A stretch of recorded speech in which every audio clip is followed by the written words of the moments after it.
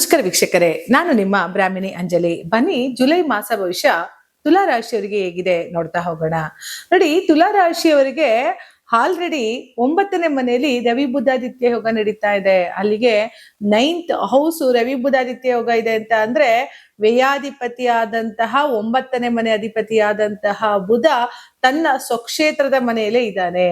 ಅಲ್ಲಿಗೆ ಲಾಭಾಧಿಪತಿಯಾದಂತಹ ರವಿ ಕೂಡ ಕನೆಕ್ಟ್ ಆಗಿದ್ದಾನೆ ಅಂತ ಅಂದ್ರೆ ಮುಂದೆ ಬರುವಂತಹ ಲಾಭಗಳಿಗೆ ಏನಾರು ಒಂದು ಪ್ಲಾನ್ ಮಾಡ್ತಿರ್ತಾರೆ ತುಲಾ ರಾಶಿಯವರು. ಯಾಕೆಂದ್ರೆ ತುಲಾ ರಾಶಿಯವ್ರದ್ದು ಹೆಂಗೆ ಅಂತಂದ್ರೆ ಕ್ಯಾಲ್ಕುಲೇಟ್ ಮೈಂಡೆಡ್ ಅಂತ ಹೇಳ್ಬೋದು. ತಕಡಿ ಅಲ್ವಾ, ಸರಿಸಮಾನವಾಗಿ ತೂಗುವಂತ ವ್ಯಕ್ತಿ ಏನಾದ್ರು ಪ್ರಪಂಚದಲ್ಲಿ ಇದಾರೆ ಅಂತ ಅಂದ್ರೆ ಅದು ತುಲಾ ರಾಶಿಯವರು. ಯಾಕೆಂದ್ರೆ ಎಲ್ಲದರಲ್ಲೂ ಅನುಭವನ ಉಳ್ಳುವಂತವ್ರು, ಎಲ್ಲದರಲ್ಲೂ ಚಾಕಚಕ್ಯತೆಯನ್ನು ಹೊಂದಿರುವಂತಹ ವ್ಯಕ್ತಿಗಳು. ಯಾಕೆಂತಂದ್ರೆ ಪರಿಪೂರ್ಣ ಲೈಫ್ ಆಗ್ಬೇಕು ಅಂದ್ರೆ ನಾವ್ ಎಲ್ಲದರಲ್ಲೂ ಪರಿಪೂರ್ಣರಾಗಿರ್ಬೇಕು. ಅಂತಹ ಪರಿಪೂರ್ಣ ವ್ಯಕ್ತಿಗಳೇನಾದ್ರು ಇದಾರೆ ಅಂತ ಅಂದ್ರೆ ಅದು ತುಲಾ ರಾಶಿಯವರಿಗೆ. ಯಾಕೆ ಅಂತಂದ್ರೆ ತುಲಾ ರಾಶಿಯವರಿಗೆ ಅವ್ರಿಗೂ ಒಂದು ಗೋಲ್ಡನ್ ಸಮಯ ಅಂತ ಹೇಳ್ಬೋದೇನೋ.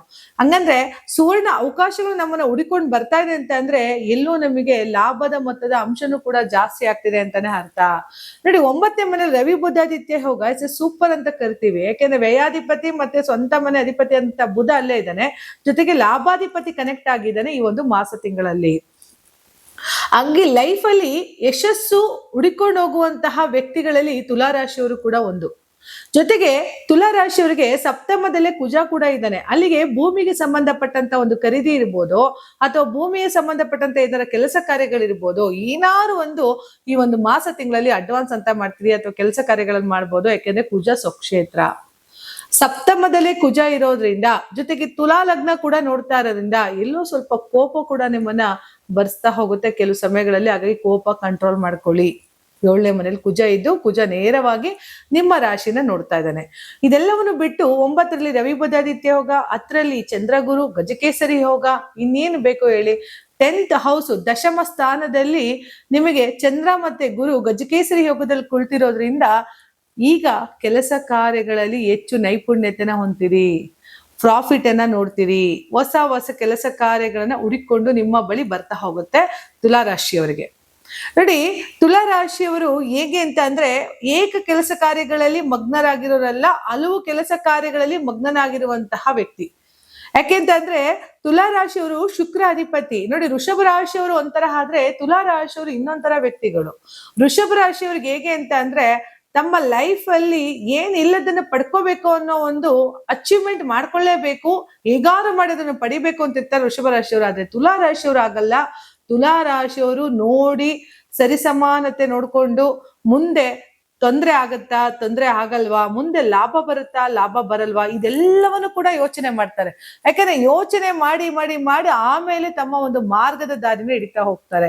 ಹಾಗಾಗಿ ಯೋಚನೆ ಮಾಡಿ ಆಲೋಚನೆ ಉಳ್ಳುವಂತಹ ಏಕೈಕ ಶಕ್ತಿ ಇರೋದು ತುಲಾ ರಾಶಿಯವ್ರಿಗಾಗಿರೋದ್ರಿಂದ ಸಾಕಷ್ಟು ಎಲ್ಲದರಲ್ಲೂ ವಿಚಾರ ತಿಳ್ಕೊಂಡು ಮುಂದೆ ಕಾಲಿಡುವಂಥದ್ದು ಅಥವಾ ದಾರಿದೀಪವಾಗಿ ದಾರಿಗೆ ಏನಾದ್ರು ಜೀವನದಲ್ಲಿ ಏನಾರ ಬೇಕು ಅನ್ನೋದನ್ನ ಆರಿಸ್ಕೊಳ್ಳುವಂತಹ ವ್ಯಕ್ತಿಗಳು ತುಲಾ ರಾಶಿಯವರಾಗಿರ್ತಾರೆ.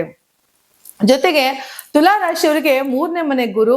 ಸೊ 3ನೇ ಮನೆ ಗುರು ಭಾತೃ ಕುಟುಂಬ ಮತ್ತೆ ಏನು ನಾವು ಪರಾಕ್ರಮ ಅಂತ ಕರಿತೀವೋ ಆ ಗುರು ಹತ್ರಲ್ಲಿ ಇರೋದ್ರಿಂದ ನಿಮ್ಮ ಒಂದು ಮಿತ್ರರಿರ್ಬೋದು, ಸಹಪಾಠಿಗಳಿರ್ಬೋದು, ಸ್ನೇಹಿತರಿರ್ಬೋದು, ಸಂಬಂಧಗಳಿರ್ಬೋದು, ಎಲ್ಲದರಲ್ಲೂ ಕೂಡ ಉನ್ನತವಾದ ಒಂದು ವಿಶ್ವಾಸ ಬರ್ತಾ ಹೋಗುತ್ತೆ.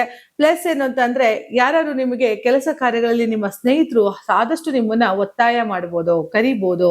ಯಾಕೆಂತಂದ್ರೆ ಇಲ್ಲಿ ನಿಮ್ ಕೆಲಸ ಮಾಡಿದ್ರೆ ಇಷ್ಟು ಹಣದ ಅವಶ್ಯಕತೆ ನಿಮ್ಗೆ ಜಾಸ್ತಿ ಇದ್ದಾಗ ನೋಡಿ ಇಂಥ ಕಡೆ ಕೆಲಸ ಮಾಡೋ, ಇಷ್ಟ ಹಣ ಬರುತ್ತೆ, ಅದು ಮೋರ್ ದೆನ್ ಪ್ರಮೋಷನ್ ಕೊಡ್ತಾ ಹೋಗ್ತಾರೆ ಫ್ರೆಂಡ್ಸ್ಗಳು. ಹಾಗಾಗಿ ಎಲ್ಲೋ ಒಂದ್ ಕಡೆ ನಿಮ್ ಲೈಫ್ ಅಲ್ಲಿ ತುಂಬಾ ಚೇಂಜಸ್ ನ ನೋಡ್ತಾ ಹೋಗ್ತೀವಿ. ತುಲಾ ರಾಶಿಯವರು 10ನೇ ಮನೆ ಗುರು ಬಂದಿದ್ದಾನೆ, ಸುಮ್ನೆ ಕೂರ್ಬೇಡಿ, ಸಮಯ ಚೆನ್ನಾಗಿದೆ, ಕೆಲಸಗಳನ್ನ ಹುಡುಕೊಳ್ತಾ ಮಾಡ್ತಾ ಹೋಗಿ. ನಾವು ಹೆಚ್ಚು ಹೆಚ್ಚು ನೆಟ್ವರ್ಕ್ ಅನ್ನ ಬೆಳೆಸ್ಕೊಂಡಾಗ್ಲೇ ಲೈಫ್ ಅಲ್ಲಿ ನಮ್ಗೆ ಅಧಿಕವಾದ ಮೊತ್ತದ ಹಣವನ್ನ ಬರೋದಕ್ಕೆ ಶುರು ಆಗ್ತಾ ಹೋಗುತ್ತೆ.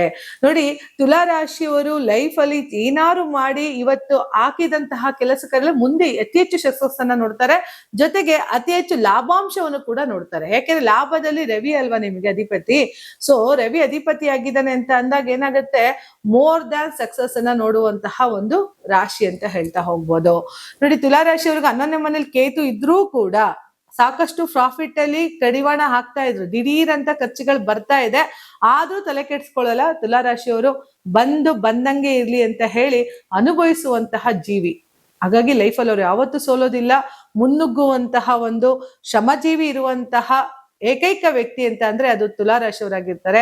ಜೊತೆಗೆ 6ನೇ ಮನೆ ಶನಿ ಇದ್ದಾನೆ. 6th house ಅಲ್ಲಿ ಶನಿ ಇದ್ದಾಗ ಏನಾಗುತ್ತೆ, ರೋಗ ಋಣ ಸ್ಥಾನಗಳಲ್ಲಿ ಹೆಚ್ಚು ನಿಮಗೆ ಪರಿಣಾಮವನ್ನ ಕೊಡ್ತಾ ಹೋಗ್ತಾನೆ. ಸ್ವಲ್ಪ ಕಮಿಟ್ಮೆಂಟ್ ಗಳನ್ನ ಕೊಡುವಂಥದ್ದು, ದಿಢೀರಂತ ಆರೋಗ್ಯದಲ್ಲಿ ಏನಾದ್ರು ಒಂದು ಸಮಸ್ಯೆಗಳನ್ನ ಕೊಟ್ಟು ಬಿಡ್ತಾನೆ.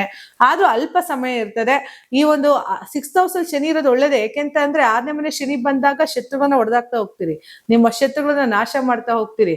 ಆದ್ರೆ ಎಲ್ಲೋ ಒಂದ್ ಕಡೆ ಸ್ವಲ್ಪ ಕಮಿಟ್ಮೆಂಟ್, ನಿಮ್ಮ ಸ್ವಲ್ಪ ಚಿಂತೆ ಆಗತ್ತೆ. ಜೊತೆಗೆ ನಿಮ್ಮ ದಿಢೀರ್ ಅನಾರೋಗ್ಯ ಕೂಡ ನಿಮ್ಮ ಸ್ವಲ್ಪ ಲೈಫ್ ನ ಡಿಸ್ಟರ್ಬ್ ಮಾಡ್ತಾ ಹೋಗುತ್ತೆ. ಆದಷ್ಟು ಈ ಒಂದು ಜುಲೈ ತಿಂಗಳಲ್ಲಿ 9ನೇ ಮನೆ ರವಿ ಬುಧಾದಿತ್ಯ ಹೋಗ, 10ರಲ್ಲಿ ದಶಮ ಸ್ಥಾನದಲ್ಲಿ ಗಜಕೇಸರಿ ಯೋಗ ನಡೀತಿರೋದ್ರಿಂದ ಬಂದಂತಹ ಅವಕಾಶಗಳನ್ನ ತುಲಾ ರಾಶಿಯವರು ಉಪಯೋಗ ಮಾಡ್ಕೊಳ್ತಾ ಹೋಗಿ ಮೋರ್ ದ್ಯಾನ್ ಸಕ್ಸಸ್ ಲೈಫ್ ನ ಈ ಒಂದು ಜುಲೈ ತಿಂಗಳಲ್ಲಿ ಖಂಡಿತ ನೋಡ್ತೀರಿ. ತುಲಾ ರಾಶಿಯವರಿಗೆ ಸಾಕಷ್ಟು ಅಷ್ಟೈಶ್ವರ್ಯಗಳನ್ನು ಕೊಟ್ಟು ಸಾಕ್ಷಾತ್ ಮಹಾಲಕ್ಷ್ಮಿ ಕಾಪಾಡ್ಲಿ ಅಂತ ಹೇಳ್ತಾ ನನ್ನ ಮಾತನ್ನ ಮುಗಿಸ್ತಾ ಇದ್ದೀನಿ. ಧನ್ಯವಾದಗಳು.